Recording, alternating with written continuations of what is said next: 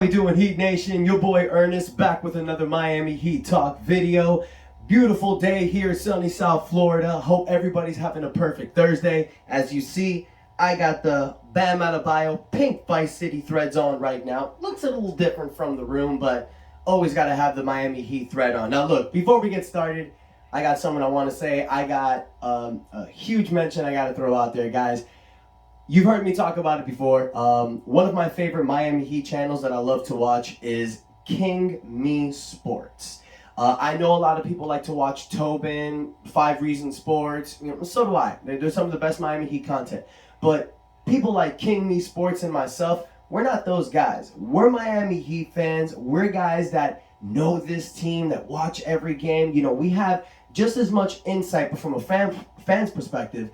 And I feel like we support you, the Miami Heat Nation. We say things that you guys think. And King Me Sports, I don't know if you guys have seen his channel. If you haven't, go subscribe. My man cuts some of the best Miami Heat content. His editing is incredible. It always puts a smile on my face. Last night, my wife and I are in bed with the kids, parenting. And I get a mention on YouTube. I'm like, what's this? And then I'm watching King Me Sports video like I always do. And my man gives me a shout out. He plugs a little 10 to 15 second video of me jamming to the Miami Heat song. My man, I want to thank you so much. It is people and channels like you and myself. We get together. We show the Heat Nation support. And all you people, you see exactly what Heat culture is all about in a fan's perspective. Thank you again, King Me Sports. For all my subscribers out there, take a moment, stop. Go watch King Me Sports and subscribe to his channel. My man's incredible. But off we go on another Miami Heat Talk adventure. Some things I want to get to, you guys. First and foremost, I don't know if people saw ESPN yesterday. Oh my God. Stephen A. Smith and this guy by the name of Mad Dog Russo were having this incredible debate.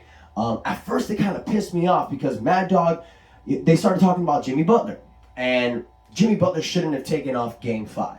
And I'm like, bro, here comes, ESPN throwing more shade at Miami like they always do. Stephen A. stood up for us. And I'm noticing it's two perspectives out there. And I wanted to bring this question to you guys because Jimmy Butler sat out Game 5 with knee inflammation. But we all kind of know what that is. It's Jimmy getting the night off. It's 3-1 in our floor.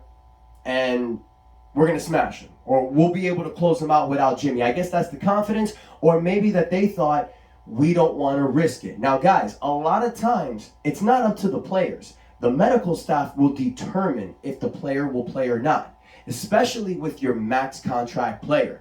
Let's look back at times like Derrick Rose in 2012. He was playing one of the last regular season, the playoff game. He was playing at the end of the game that didn't even count. Tore his ACL. When you're winning or it's the first round like that, they're thinking that maybe it's not the best thing to risk it, okay? I mean, that is a chance, you guys. But then Mad Dog was telling Stephen A., well, look at guys like Larry Bird and Isaiah Thomas. Larry Bird was playing out there with a back that he could barely stand on. And Isaiah Thomas broke his ankle in Game 6 of the 1988 NBA Finals and played through Game 7. Stephen A. reminded him it was the NBA Finals. Jimmy sat down in the first round. But that is something that is discussed a lot these days, you guys. I was an NBA fan. I started watching in the 90s. So for those of you guys that watch 90s basketball, it was the greatest era in NBA. And these guys would play. And they wouldn't make as much money as guys do now. Back in the 90s, I think max contracts was like, I don't know, $3 to $6, $7 million a year. It boomed up after the 95-96 era. People started getting $100 million contracts. But in the early 90s, Jordan was making like $3 million a year. And these dudes would play 82 games. Now you got guys like James Harden, Kyrie Irving, getting paid over $40 million, playing half the season, taking time off. Ridiculous. So it is an interesting topic, and I want to get your guys' perspective. What do you think on that? Do you think it was smart for us to rest guys like Kyle and Jimmy to prepare them for what's coming up in the playoffs? Or do you think, well, stop being a punk, you get paid all this money, get your ass out there and play. If you can play, play. And I've seen it in players that we have like PJ Tucker. Towards the end of the season, I heard everybody say, oh, we should just rest PJ Tucker, just shut him down for the season.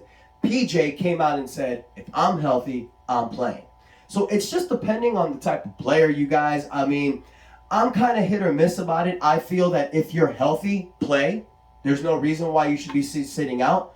But then at the other side, I understand. Do you want to risk hurting your best player in Game 5 of the first round when you're up 3-1 because you're confident that your team can do it? I want to hear from you guys. Let me know what you think. Now, look, tonight, we got Philadelphia and Toronto in Game 6, all right? So, what do you guys think? Would you like to see Toronto win this game so it can go Game 7 and they can push the distance to give Heat more time to rest? I mean, it doesn't make a difference. Regardless whether they win Game 6 or if they go tonight or Game 7, they're going to play Monday, May 2nd. That game's already been set.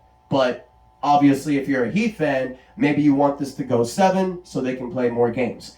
And let me know what you guys think. Would you rather play Philadelphia or Toronto? I mean, Philly does have the star power, but Embiid's injured. Fat Harden's playing like crap.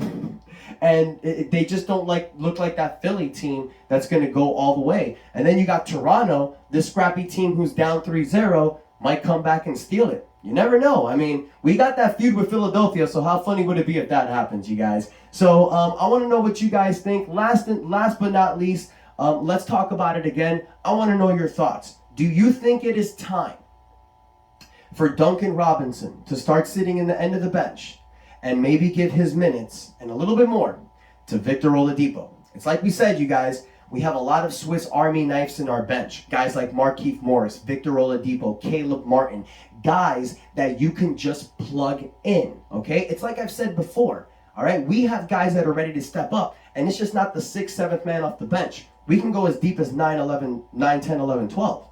So this is something Spoelstra needs to look into, and I want to know what your opinions are. Do you think it's time for Duncan to take a step back and for Victor to come in? Or maybe that one game from Victor was just one game? I don't think so, but let me know what you guys think. Guys, thank you so much for the love and support. I'm seeing my views booming, so I appreciate everything, you guys. Don't forget to hit the like button. Comment, let me know your thoughts. Most importantly, hit the subscribe button. And one more time, you guys, once you're finished loving this video, commenting and subscribing, take a moment, go to King Me Sports, check his video out, subscribe. That dude is amazing. Thank you so much one more time, my guy. Love and support. And until next time, it's Ernest out.